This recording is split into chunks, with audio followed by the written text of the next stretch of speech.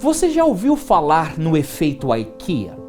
Um grupo de pesquisadores de 3 universidades identificou um fenômeno que eles chamam de o efeito IKEA. O nome desse fenômeno psicológico surgiu baseado no amor de milhões de americanos pelos móveis que você mesmo monta, da loja do tipo faça você mesmo com o nome escandinavo. Em uma série de experimentos, os pesquisadores demonstraram que as pessoas atribuem maior valor às coisas que constroem do que se o mesmo produto fosse construído por outra pessoa, mesmo quando sabemos que não é perfeito. Um dos pesquisadores do estudo descreveu o efeito IKEA dessa maneira. Imagine que você construiu uma mesa. Talvez ela tenha saído um pouco torta. Provavelmente seu cônjuge ou seu vizinho a veriam como uma obra de arte de má qualidade. Mas para você essa mesa é boa, de verdade, porque foi você que a criou. É o fruto do seu trabalho. E essa é a real ideia por detrás do efeito IKEA. Como igreja, é tão fácil colocar dinheiro em um projeto e esquecê-lo. Não há envolvimento pessoal. Mas quando nos envolvemos, isso se torna pessoal. Você não ajuda o sem-teto. Você ajuda o Ricardo e a Maria a terem a vida de volta e se tornarem cidadãos produtivos. E quando você está pessoalmente envolvido, o dinheiro que você dá tem muito mais sentido. Você pode ver a diferença que está fazendo. Mas ainda mais importante é o fato de você estar envolvido no ministério. Mas espere, você pode até dizer que não há problema em fazer coisas boas e ajudar as pessoas. Estou confortável com isso. Mas ministério? Ministério é algo para ministros, pregadores, pastores. Eu não sou um deles. Então não me inclua nesse negócio de ministério. Eu não estou confortável com isso. Eu acabei de descrever para você o que ouvi depois de elogiar alguém por fazer uma boa ação e chamá-la de ministério. Me permita lhe perguntar uma coisa. Por que algumas pessoas se sentem tão desconfortáveis com a ideia de ministério ou até mesmo de se ligarem ao ministério? Tirem alguns minutos para compartilhar seus pensamentos com quem está por perto.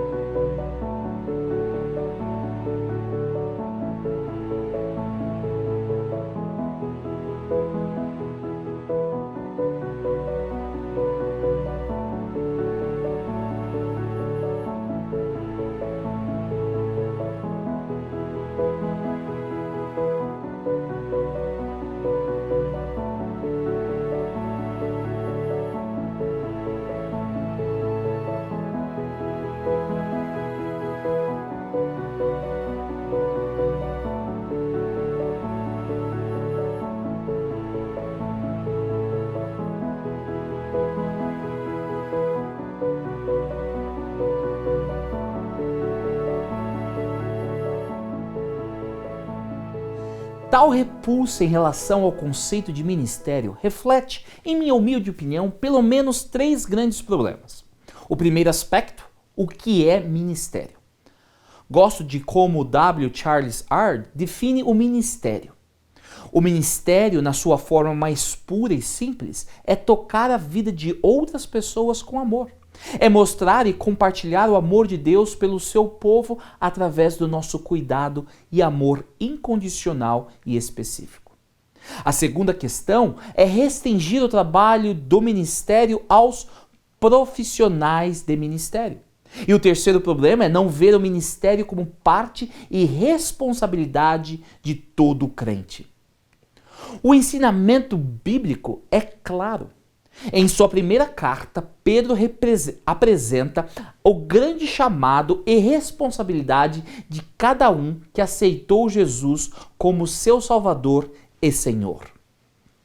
Mas vocês são os escolhidos de Deus, escolhidos para a alta vocação do trabalho. Só lembrando que toda vez que você vê a letra em vermelho, é você que deve ler. Vamos tentar mais uma vez. Mas vocês são os escolhidos de Deus, escolhidos para a alta vocação do trabalho? Isso mesmo, sacerdotal, e para serem um povo santo.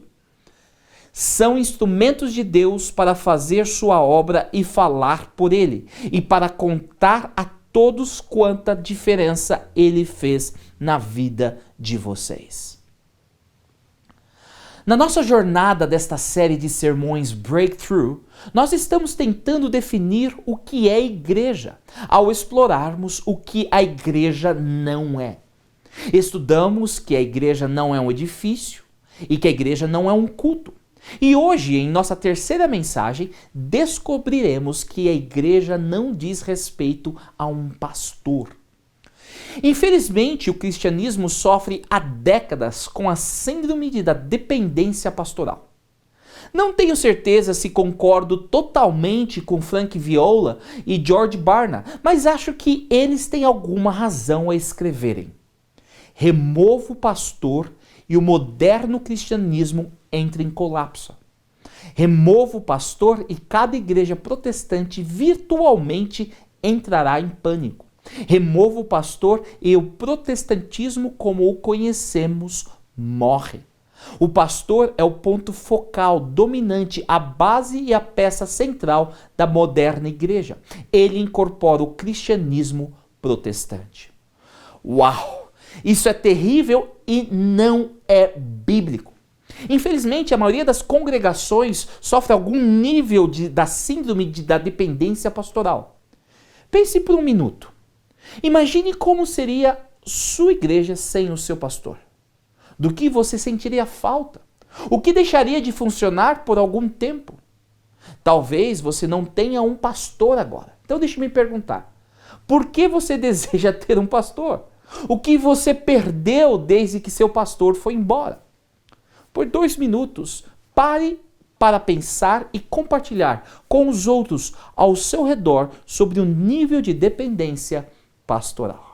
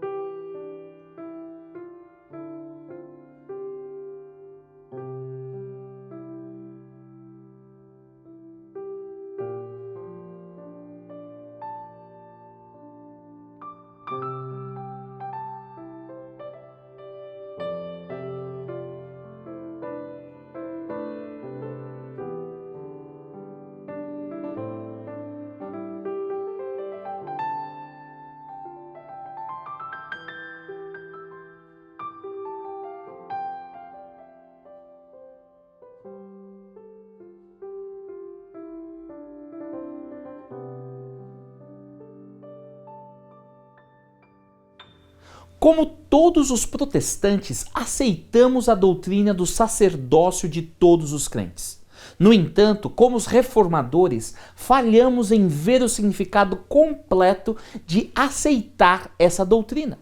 Nós a aceitamos na teoria, mas falhamos em colocá-la em prática. Mas qual é a crença do sacerdócio de todos os crentes? Para uma melhor compreensão, precisamos voltar ao começo. Antes do pecado, Adão e Eva experimentavam uma comunhão íntima com Deus, face a face. Infelizmente, esse relacionamento foi quebrado pelo pecado. A humanidade não podia mais se aproximar de Deus diretamente.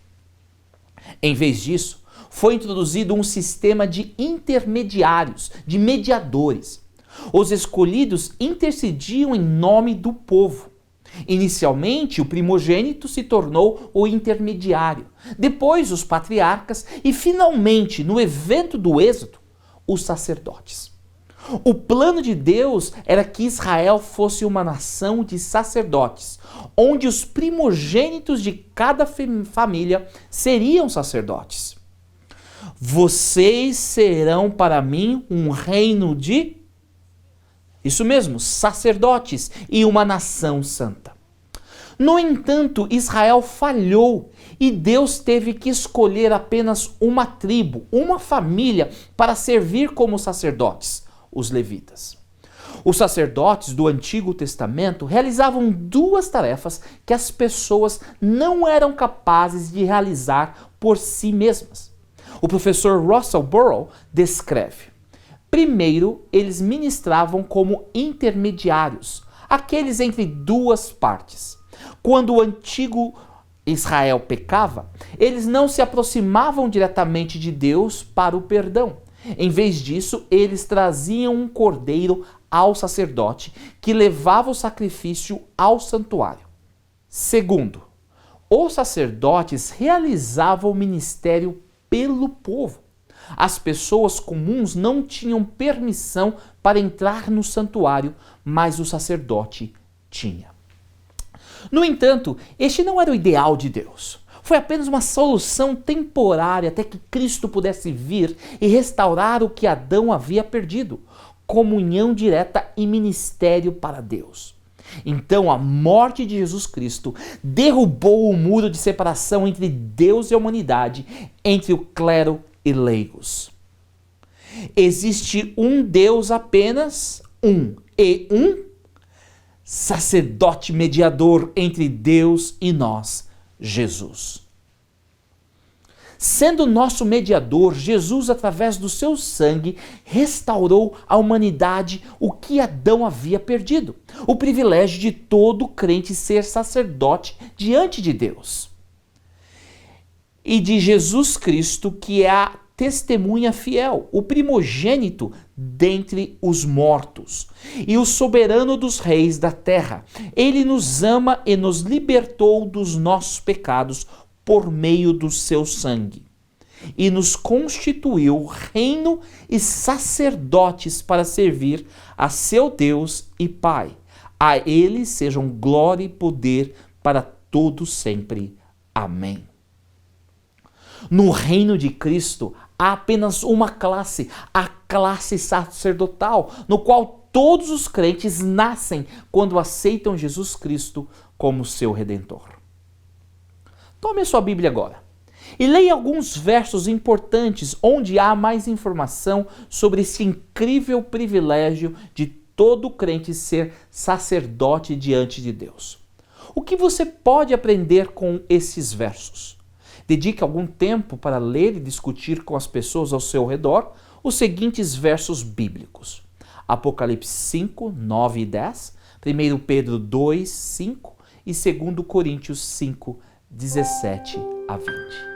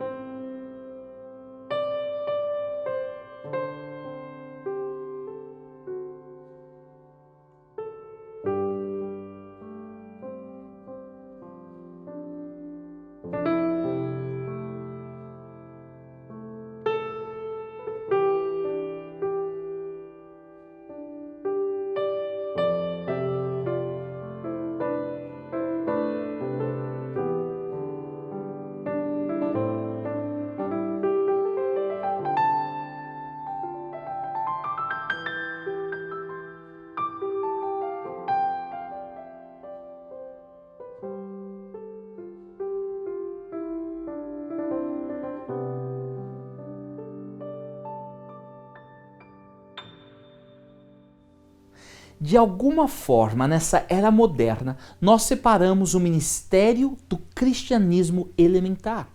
A ideia ganhou aceitação de que é possível ser cristão e não se envolver no ministério. Alguns até ousam reivindicar que o ministério é de responsabilidade do clero, do sacerdócio. E até alguns do clero advertem os leigos a evitar entrar em sua área. Desempenhar o ministério, no entanto, não é uma prerrogativa do clero.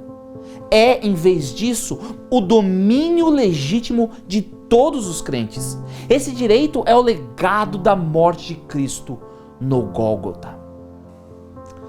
A Igreja de Deus não é um edifício, mas sim pessoas, a eclesia de Deus. A Igreja de Deus não se refere a um culto, mas a koinonia, a comunhão de pessoas em relacionamento com Cristo e entre si. A Igreja de Deus não gira em torno da figura do pastor, mas sim de todo crente que serve e ministra como sacerdote diante de Deus. A Igreja de Deus não tem um sacerdócio. A Igreja de Deus é um sacerdócio. Seja igreja, amando e servindo.